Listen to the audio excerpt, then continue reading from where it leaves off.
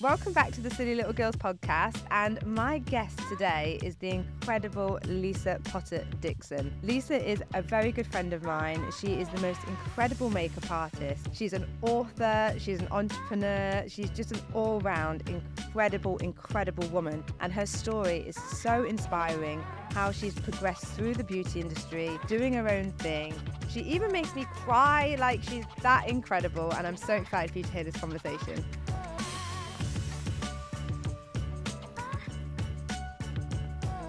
Wow, welcome to Silly Little Girls Club. Yay! I'm so excited that you've come on the cast, because this all came about because of our chat at Soho House. I know, crazy. Yeah. I'm so proud of you for turning around. It's so you to go, right, I'm going to do it. I've done it. Here we are. I feel like when we had that chat and we told the story of the landlord calling me the silly little girl, all the people that came up to us afterwards and had such incredible stories of similar things, and it just was like, this needs to be spoken about because this shouldn't happen. It was wild. Definitely. There was literally so many. I think we were kind of taken aback actually by that. So congratulations. Oh, thanks. So I was just so excited to put this out there, and it was actually you, because you were the one who was like, silly little girls, that should be something. Yes. That should be something. So thank you. I have to give kudos to you for that.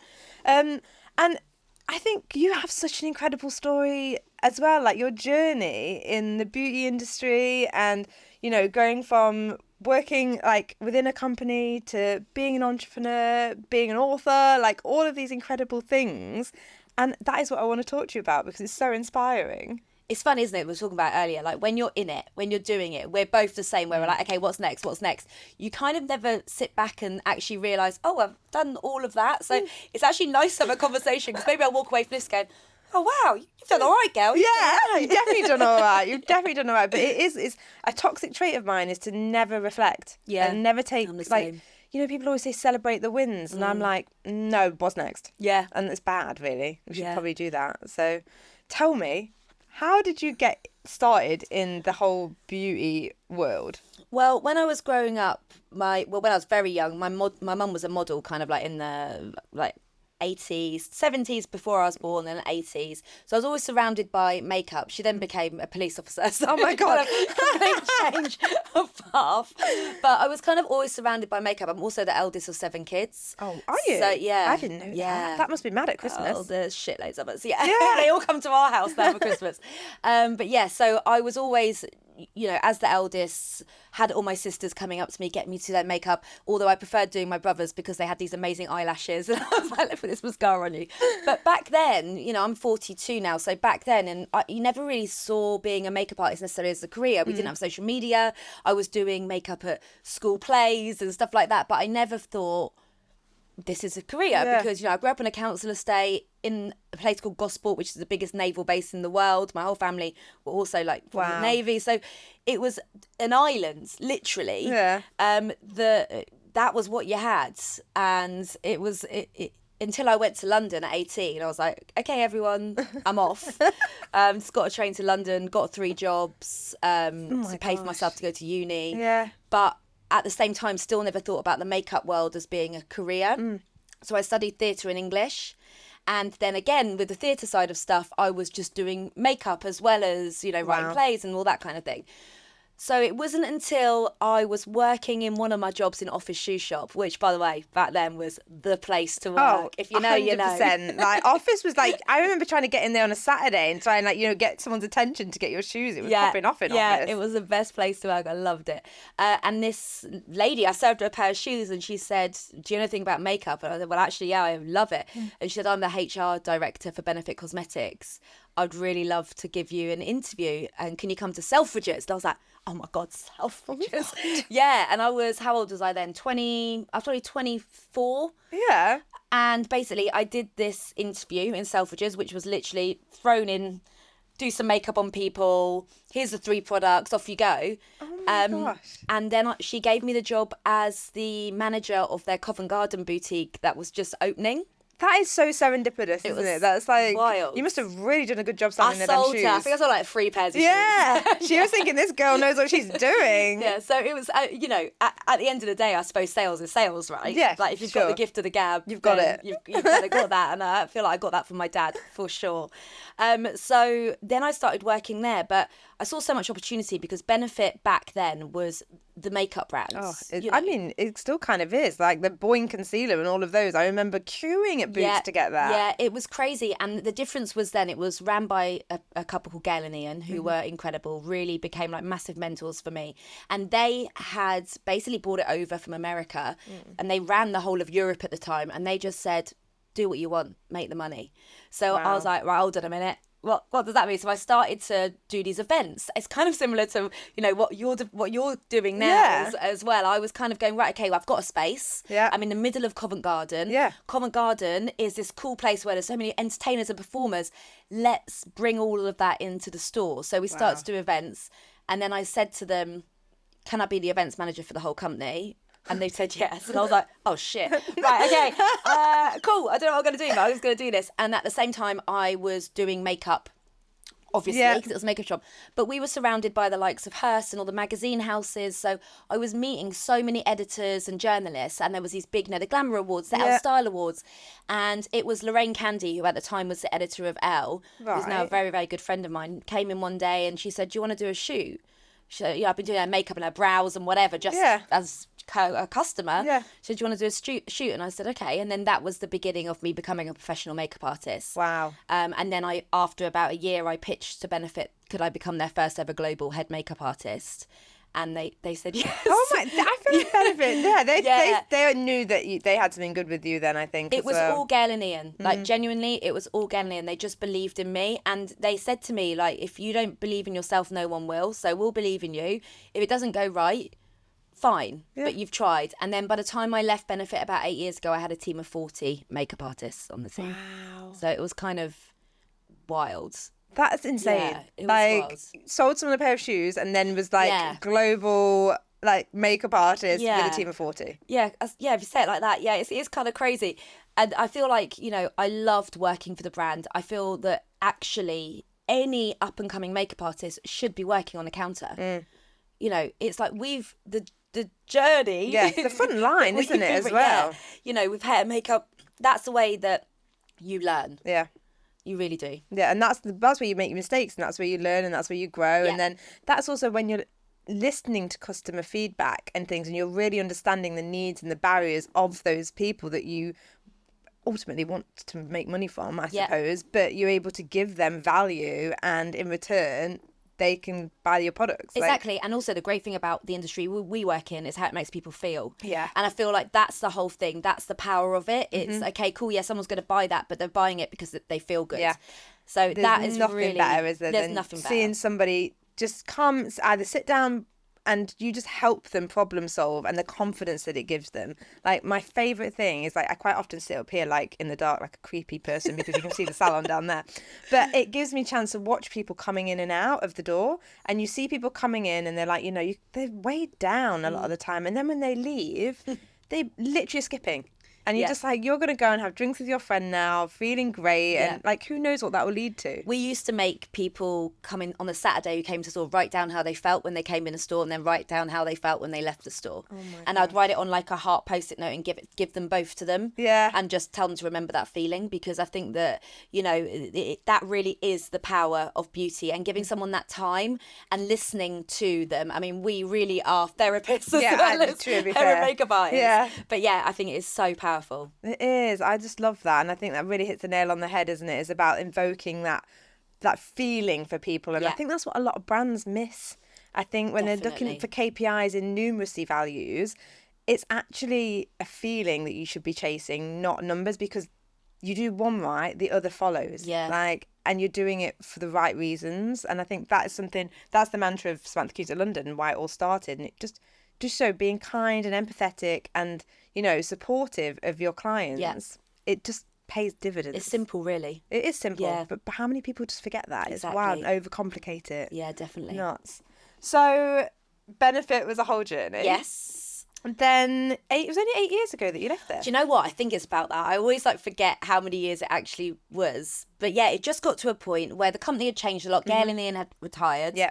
And I was like, do you know what? I've kind of outgrown this now. I was also working a ridiculous amount because I was working as a freelance makeup artist as well. Right. So it got to like me working between probably 70 to 80, 90 hours a week. And it's not sustainable, is it? Yeah, Theo, who's my husband, and my friends were all like, nah, Alice, you don't need to be working for a company anymore. Yeah. You need to go and do this by yourself. Obviously, the social media thing was in full swing then. Yep. It's funny because I remember when Instagram launched, I was in control of the Benefit Instagram account. Like, you think about that. If you go all the way back, I think it's still there. It's a picture of Dawn, who's now with one of my best friends, but also my full-time assistant now. It's her eye showing like a mascara on like a shit like phone.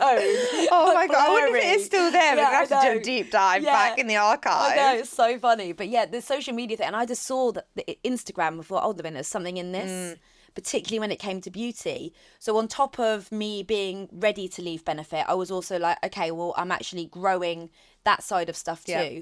And I was hearing rumours about, it was actually Alex Steiner, who was the beauty director at Glamour. Yeah. She left Glamour, and I was hearing about how much she was earning for like posts on social media. Oh, wow. And I thought, whoa, Yeah. she knows what she's Yeah. doing. Like, I could never dream of earning that amount of money.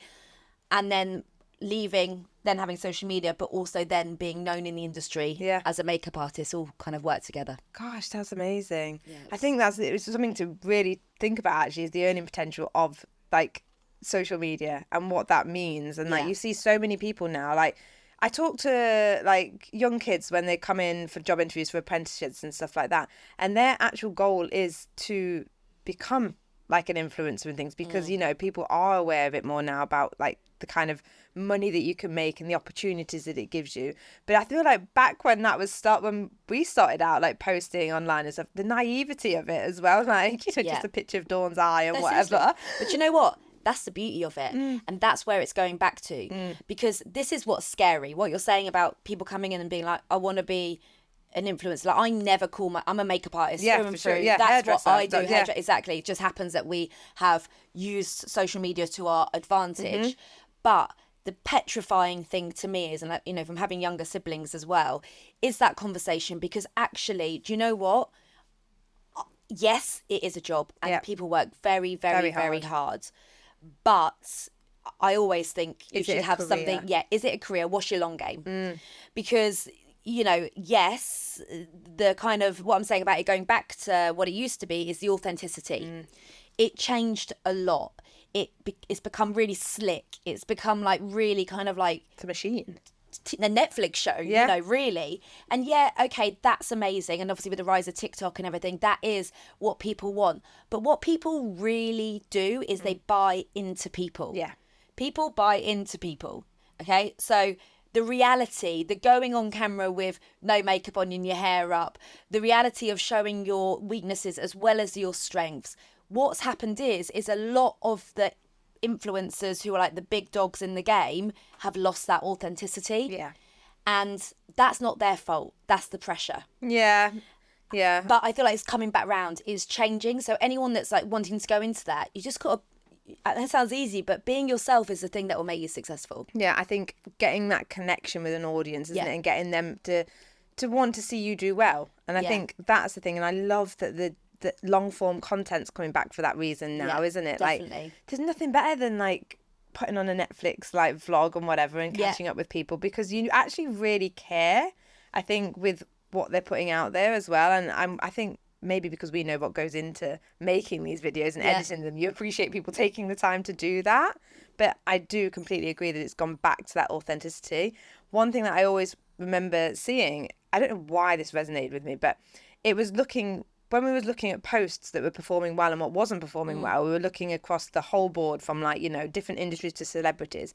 And it was really interesting. It was actually Nicki Minaj's profile, really random. She would post like polished images of like, you know, a photo shoot. And then the next post would be just like a snap and go. And the difference in how they performed was wild. Yeah. And that, I think, is really coming back around. Yeah, it's good. I think it's a good thing. No, I agree. I think we've got maybe a little bit lost, I think, with putting on personas. No, agree. And I think that, these things that take less time, okay, but what are you going to do with that extra time you've got now? So let's say that this is someone that's decided, actually, I am going to now take a little bit less time and just do something because I feel like actually I want to just do that right now in the instance. So if you've saved yourself an hour, what are you going to do with that time? I feel like that's like another thing that people need to start doing, because who knows what's happening with social media? Like, who knows? We're very lucky that we've kind of built our careers first, and then this is an add-on. That's kind of added on.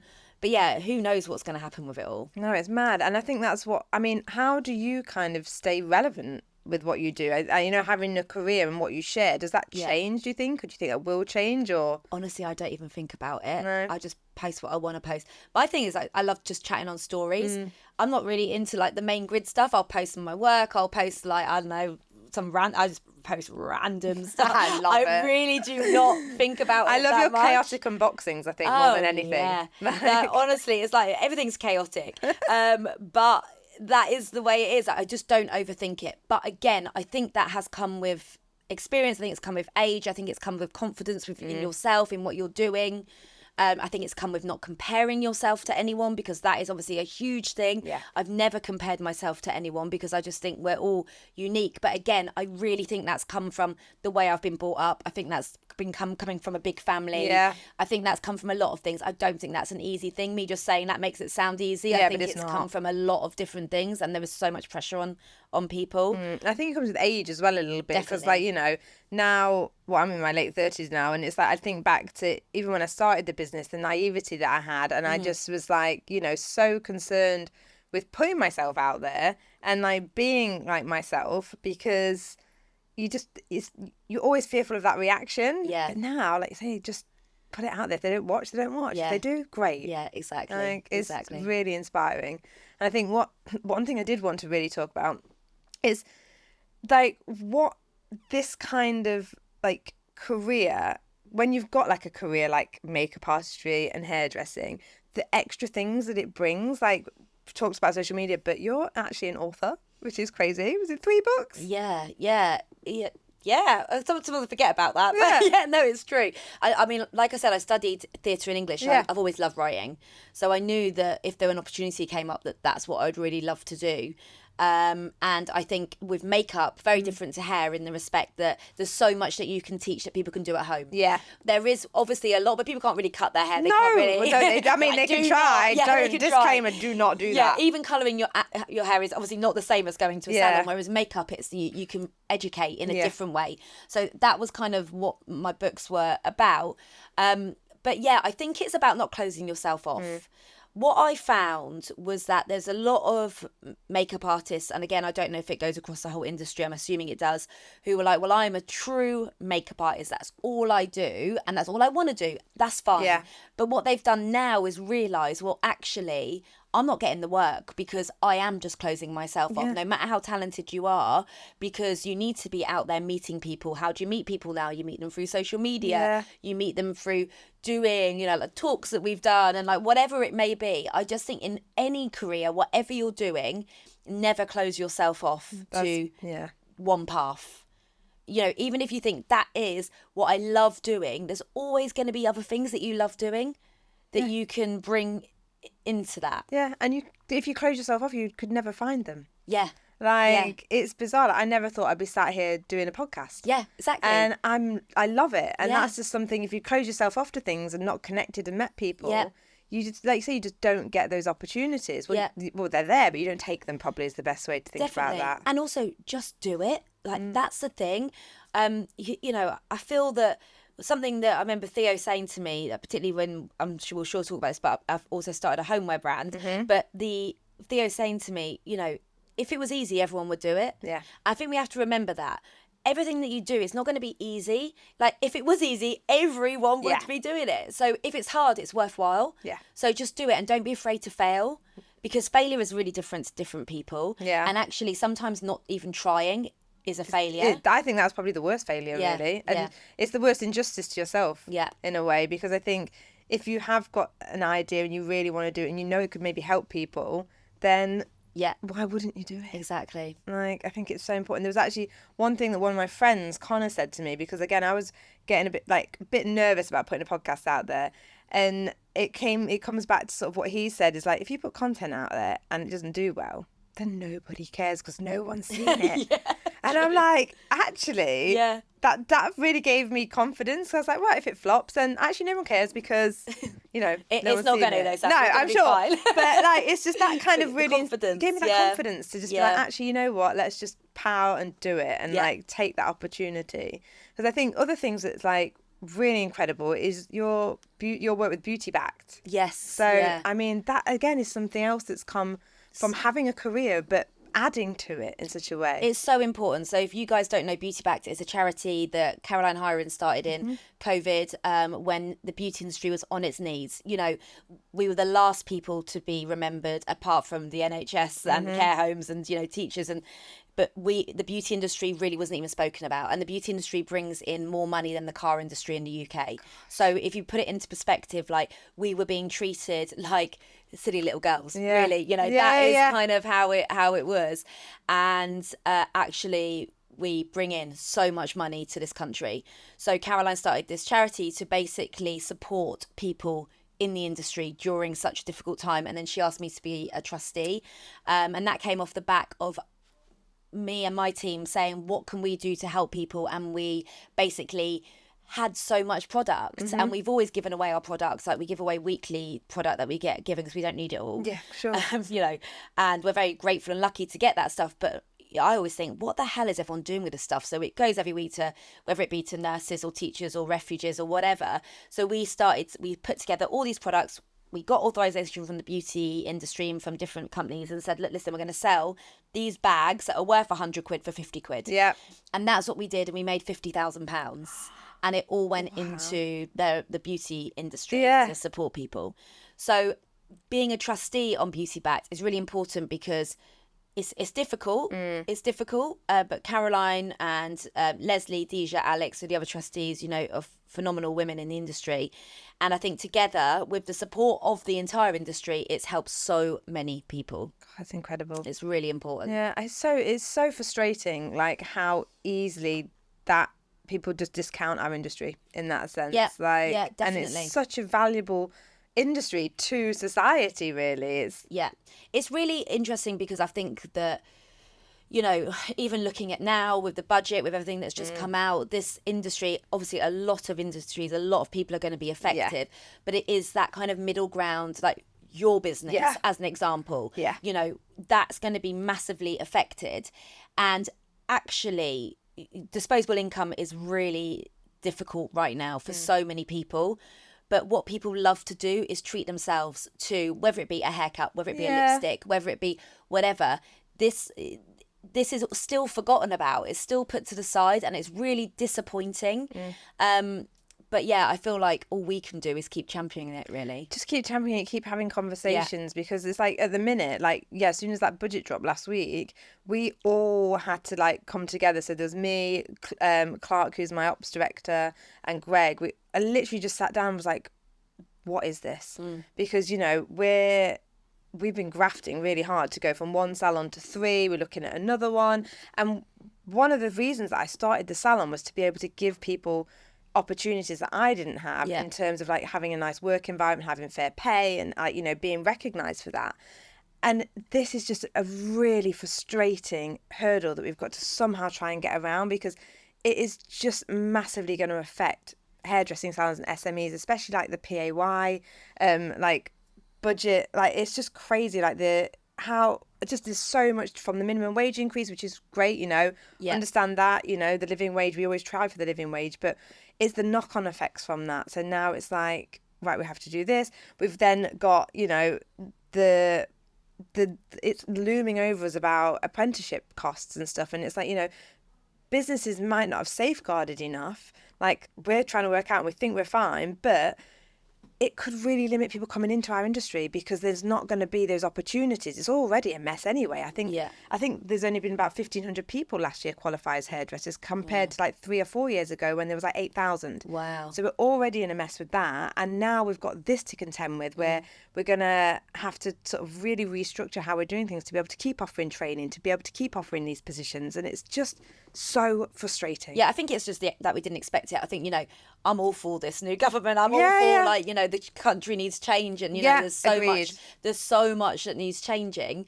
But I just think it was a bit of a shock that it was kind of the way it's been done. But it is, and we will get round it. Yeah, we will. We will. And I think like for you have like a huge amount of staff. It's just me and Dawny. So we're all right. But I feel like for the industry as a whole, it's going to be interesting. But the great thing about our industry is how everyone does pull together. I hope so. Yeah, I really see that because I do worry a little bit because having had experiences within other salons before where I've worked at, I do worry because there is that kind of like thing that does happen and isn't spoken about as much in our industry where hairdressers are extorted already.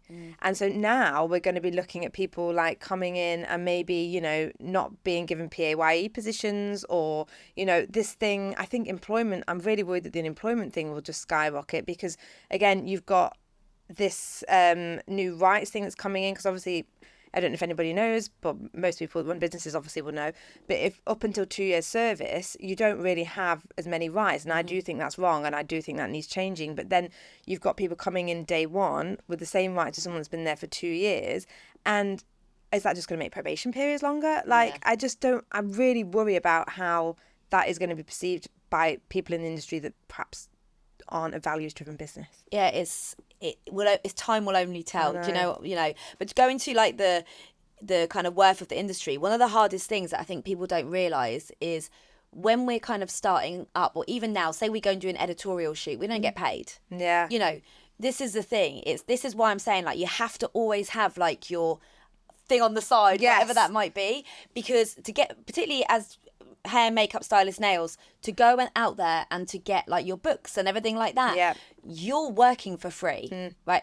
I've been doing this for 20 years and I still work for free at least 1 or 2 days a week. Yeah, right. It's wild, isn't it? It's actually crazy. So when you're reading through magazines and you're seeing images, unless it's a campaign, that team have done that for free, apart from photography usually, but still they're not getting paid a huge amount when it's I see Sam McKnight campaigning heavily for this. Sam is honestly incredible. Yeah, Sam talks a lot about how I was getting credited even, like you can say who did the hair, who did the makeup, who did that's ultimately what you are doing it for free for, is that credit, to get that portfolio and to get that recognition, so that hopefully at some point you can start charging. Yes, definitely. So it's like this whole thing that people don't know about the industry, whether you're running a business or whether you're kind of... I still work for free. Yeah. Mad. Yeah, I know, it's crazy, isn't it? But we love it. That's the thing. But that is the thing. It's like a toxic trait. We love what we do so much, and these opportunities come up, and of course you're going to grab them. Yeah, exactly. I mean, it's wild. Some of the things you just went to. Where did you go on that trip? Africa. Namibia. Yeah, that was unreal. What? That did look unreal. Oh my god! I mean, shooting with David Yarrow, Cara Delevingne, who I've worked with Cara for a long time, but David Yarrow, one of the biggest photographers in the world, like getting that opportunities like that, I was like, what the hell? Exactly. And then all those times where you've done free stuff, it makes it worth it. Yeah, definitely. Just to be in like one of the most extraordinary places in the world, and that blows your mind. And actually talking about how we're not very good at stepping back and looking at what kind of we've done, what I loved about that is I phoned FaceTimed my best friends from uni who are all working for the NHS or are teachers, and I FaceTimed them to show them we're in this cheetah sanctuary shooting. Like honestly, it was like, wow, I saw the picture. You posted a picture the other day, and I was like, this is amazing. It was crazy, and they all started like crying. It makes me emotional to think about it because they all started crying. They were like, Lise, just look at this, look what you're doing. I was like, oh my god, yeah, because sometimes when you're talking to people in the industry, we're so used to just kind of getting on with things, and we're spoiled a lot in the industry. We get to do a lot of incredible things, but they were, they're doing the important things. Yeah. And they were like, wow. And I thought, wow, I'm really glad I phoned you and showed you that, because sometimes we do forget to go, oh shit, man, I'm in the middle of the desert with a cheetah. Yeah. And one of the greatest models and photographers in the world. I mean, that is a pinch me moment, isn't it? And I think remembering to take stock of those moments, especially when it gets hard. Yeah. Because being an entrepreneur and launching businesses is hard. And so having those little moments where you're just like, it's worth it. It's worth it. It's worth it. It's mad. Because I mean, you just launched Velvet Smoke as well, which again is why not? Yeah, why not? Why not? God. So I just love interiors. I think like interiors and makeup go really hand in hand because it's all about colour palette, right? Yeah. So I always think that what people don't do is you might go in their makeup bag and they might have a bright red lipstick, but they don't transfer that to their home. So they're like, oh, but I want everything grey and beige in my home. Absolutely fine. Why are you doing that? Or because I don't have the confidence. Well, hold on a minute. Or to know how to do it, I guess. So my friend Leah, who is a vintage furniture dealer, basically. I actually didn't realise, but I follow her thing on Instagram, and then somehow the other day I put 2 and 2 together, and her curation of stuff is amazing. Well, I've bought most of it, which is how we met. I was like buying stuff from her left, right, and centre, and then she came to my house to put this 7-foot palm tree up. As you do. As you do. And she said, I really want to make a candle, and I said, well, I really want to do an interiors line, so why don't we do both? And then that's how Velvet Smoke started, and we launched with Filthy Rose, which is our candle, which sold out 4 times. And then we've got all sorts of ceramics and like merch now, like literally your t-shirt now is so good. There's also, this is obviously like I did the makeup and art directed all of this, all the prints, and people were just like, can you put it on clothes? So it was like, that's the great thing about having a small business. If people suggest something and you feel that you could do that, you can be reactive. You can do it. Yeah, you can do it. But it's hard. It's hard because I'm basically running 3 businesses. So, it's a lot. It's a lot. And 3 very different, makeup artistry is my main job. That's what I love. That's my everything that I'll do forever. But it's so fed into all your other things as well. Yeah, then the social media side, which is a full-time job in itself, and then Velvet Smoke. It is a lot. Is it all sustainable? Yeah, I hope so. Who knows until you're doing it. As it grows and you can bring people in, and then you can grow, and then because obviously what's not sustainable is doing it all yourself. Yeah, but everything else. I'm not that good at delegating. But I feel like when you're running 3 businesses, you soon learn to be like, because I'm exactly the same. I feel like delegating was one of the hardest lessons to learn, and I learned it the hard way. Yeah, but you empower your team and you empower people around you and give them opportunities. Yeah, definitely. I always just think it's at the moment, it's one of those things, isn't it, where you're like, do you know what? If I just do that, I know I can do that the way that I can see it. Yeah. So, but yeah, it definitely is. And we have Dawn, who works across both of the businesses, and she's amazing. And we're just learning. This is the thing. We're constantly learning, and we've made so many mistakes. We've lost so much money. We've made so many mistakes. But all of it's a learning, and you can't think about it too much. You just think, okay, we won't do that again. Yeah, true. Wasn't it something, you're talking about labels or something that was all printed? We printed some bloody labels, and then we realised that actually they were wrong, and then we'd spent like 800 quid on those, and you're like, okay, well, we can use them, but no, we're not going to, because that's not who we are as a brand. So we just got to find that money, and we've just got to redo it. And it's silly things. Leah and I always joke about, well, one day we'll do a TED talk, and it'll be called All the Mistakes That You Can Make in a Business and How Not to Make Them. We did it for you, basically. So, but that is how we learn. Yeah. And that's how you don't do them again. Do you know, when we had the conversation that we've had many times, but when you start a business, like the money side of stuff, guys, if you're starting a business, the key things to remember, save your tax and your VAT, your VAT registered. Yeah. They're your money. Yeah. Not your money. Not your money. The amount of my friends that have gotten shit from like not doing that. I see it here. Like I see it with like freelancers and things like that, and I'm just like, oh my God, just save that money. And people are like, oh, but it's so much money. But I'm like, the way I think about it, and to get my head around it, is if you're not paying VAT or tax, then you ain't making any money. Yeah. So actually see that as a sign of success. Yeah. The more VAT you're paying, the more money you're making. Yeah. So you can flip it and see it like, instead of saying I've got to pay VAT, you get to say I get to pay VAT. Yeah. Yeah. So, exactly. Because that means you're meeting that threshold. Yeah. Exactly. So, very true. Yeah. Very true. It is. But money is the lifeline of any business. Like. Yeah, we're still learning with Velvet Smoke. Like we're still learning that, because obviously it's such a new business. It only started in March this year. That everything that comes in goes out, and you're, like I say, you're making mistakes. So then you're losing money, but then you're making money. And on paper, we've been really successful. Yeah. But on paper, our accountant's like, on paper, you are doing brilliantly. We're like, we cannot pay ourselves a penny. Yeah, that's the problem, isn't it? And I think, for the first 2 years of SCL, I didn't pay myself anything. Yeah, like, it just kept it all in the business. Yeah. And it was like, and I still do that now. Like, every sort of like we're a limited company, so I would take a dividend. Yeah. I don't take it. I just declare it, pay the tax on it, but it sits in the business account. Yeah. Because the business might need it. Yeah. Yeah, if I need it to pay for something, I'll take a little bit, but I don't, which any financial advisor out there is probably curling their toes that I should be investing it in something else and making it make more money. But again, that's a conversation for another day. I invest in shoes. Yes, I try and convince Greg that handbags are investment. Yeah, I'm like shoes and holidays. Yeah, I know. I feel like you must have the most insane collection of boots. Every time I see you, or trainers, you always have like trainers, amazing footwear. Oh, thank you. I do love. I think it's going back to the office days. Oh, maybe it is. It's full circle. It really is. And I don't know if you remember, Post Mistress was like a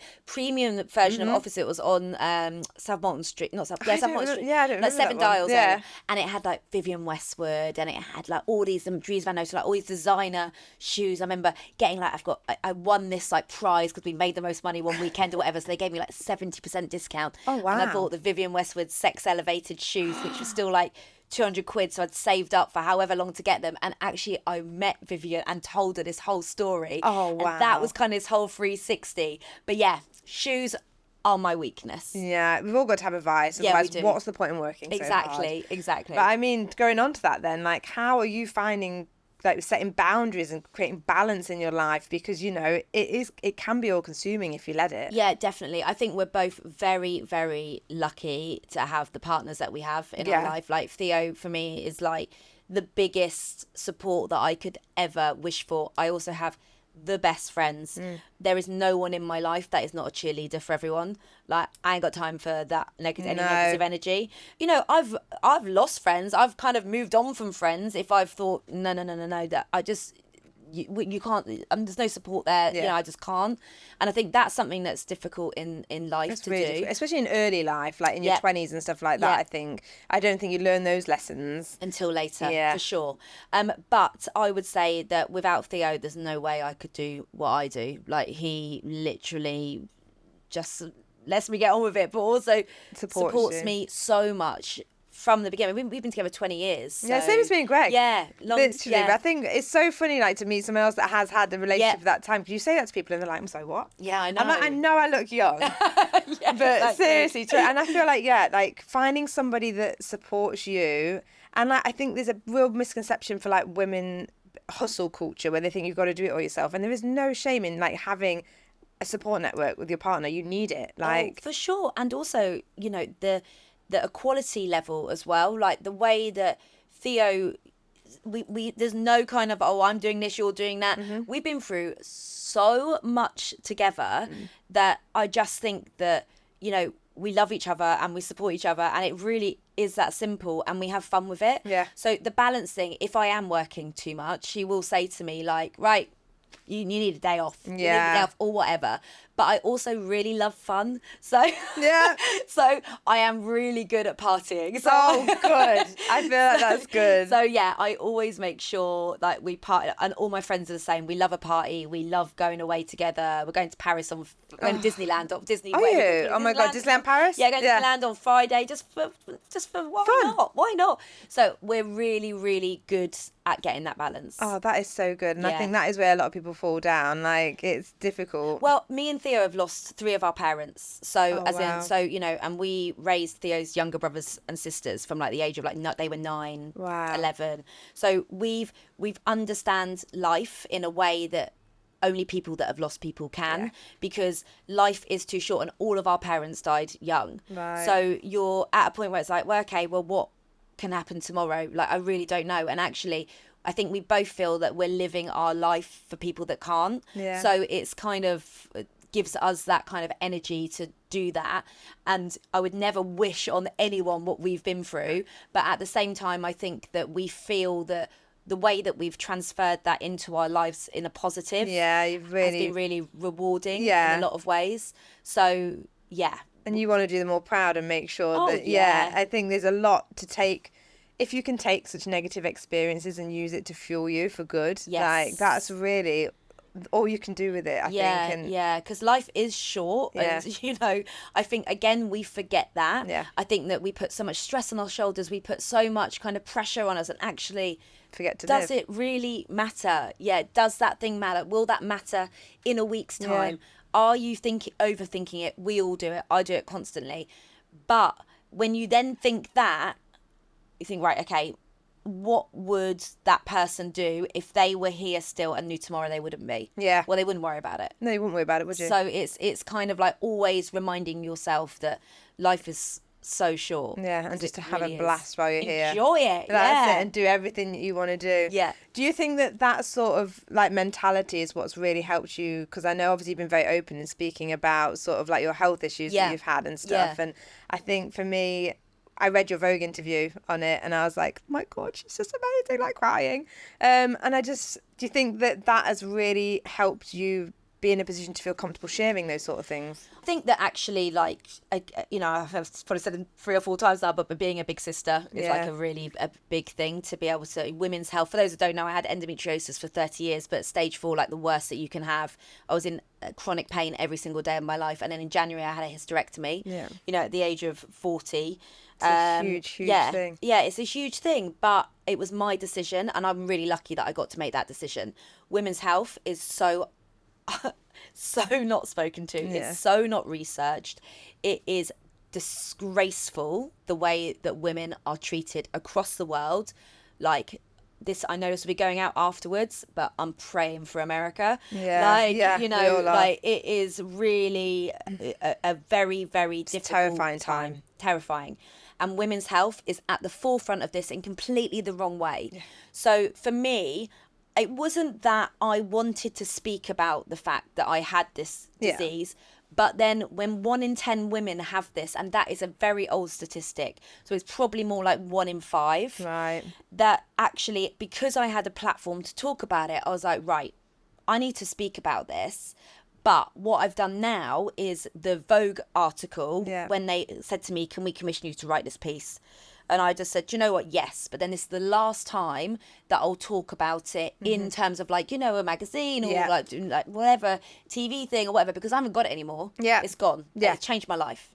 But I had to pay £12,000 for that operation. Did you have to go private? Yeah, because it was 2 to 3 year wait. And you just in pain that you can't do that, and you're not living your life. No. I was in I have got such a high pain threshold because I've had this since I was 11. I've never let it affect my life. I've always just got on with it.